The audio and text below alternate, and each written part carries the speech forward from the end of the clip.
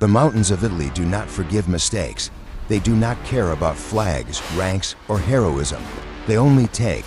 In the winter of 1943, high above the frozen valleys of the Apennines, a German position believed to be untouchable waited in silent steep cliffs, deep snow, constant wind, no roads, no easy way up.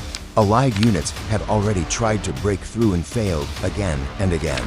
Each assault ending the same way, with men pinned down on exposed slopes and bodies left behind. As the mountain refused to move, that was when a different kind of unit was sent forward, not trained to fight like an army, but to move where armies could not, to climb where maps said impossible, and to attack when the enemy felt safest. They came from nations but trained as one, their faces painted black not for intimidation, but to erase themselves in the night.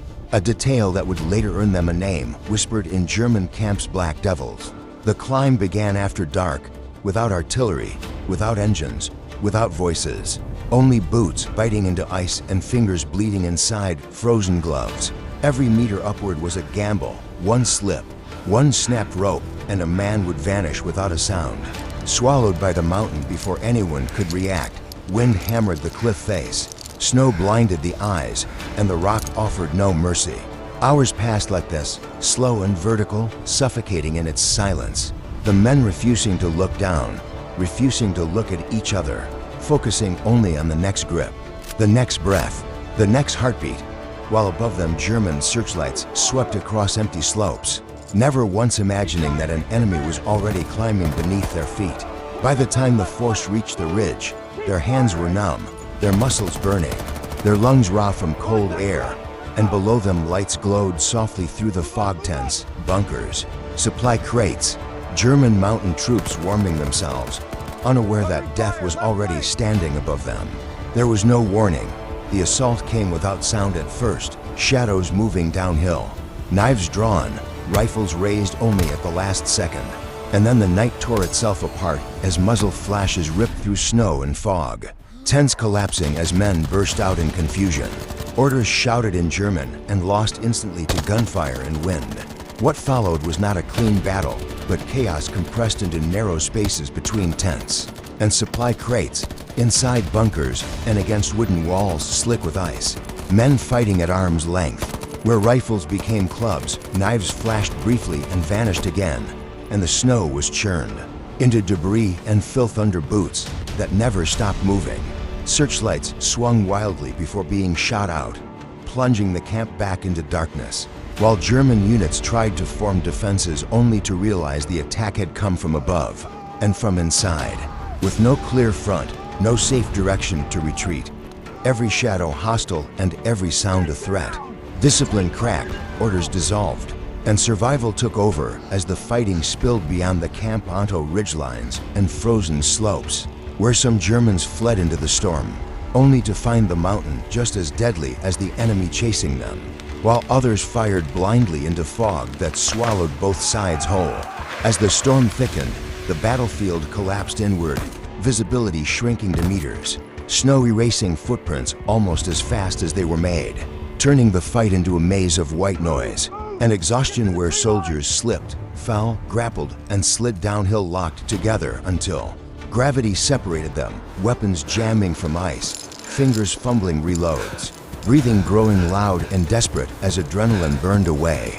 Resistance did not end in a dramatic final stand, but in fragments, small groups breaking away, individuals surrendering to fatigue, silence returning unevenly one pocket at a time until dawn finally came, and it did not feel like victory. Smoke drifted low across the ruined camp, fires burned weakly under falling snow, and men stood where they were with weapons lowered, unsure what to do next as helmets came off and faces were revealed, young and old, terrified and exhausted, alive, while medics worked quietly kneeling in the snow, tightening bandages with numb fingers and covering bodies with blankets without ceremony. No speeches and no cheers, just wind and the slow realization of what the mountain had taken in exchange for what it had given. German wounded were escorted away with heads down, no longer enemies, but men who had survived the same night, the position secured and the line broken, a strategic success that felt hollow. And as the unit formed up to move out, the spacing felt wrong. gaps appearing where voices had been hours before. No one saying anything because they didn't need to. They descended the mountain as snowfall thickened, erasing the last signs of the fight. Footprints disappearing, debris vanishing beneath white, the ridge growing quiet again as if nothing had ever happened there at all. And that was the truth of the Black Devils. They did not conquer the mountains, they borrowed a moment from them, paid for in pain, exhaustion, and lives, and then they were gone, leaving no parades at the bottom, no monuments on the ridge, only the mountain standing where it always had, indifferent, silent, and remembering everything.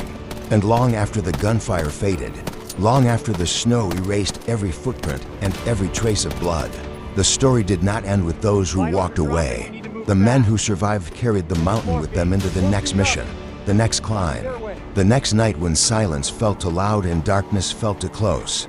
They would not speak much about what happened on those ridges, not because it was secret, but because language was too small to contain the cold, the fear, the moments where one wrong step meant vanishing forever.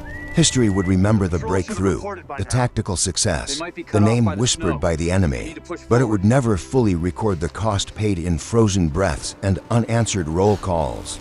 That was the pattern of the war, and of units like this one. They went where others could not, did what others would not, and then faded back into the shadows once the impossible was done. The mountain kept its silence, the world moved on, and somewhere beneath the snow, the memory of that night remained buried not as a legend, but as a warning of what it truly took to break the unbreakable.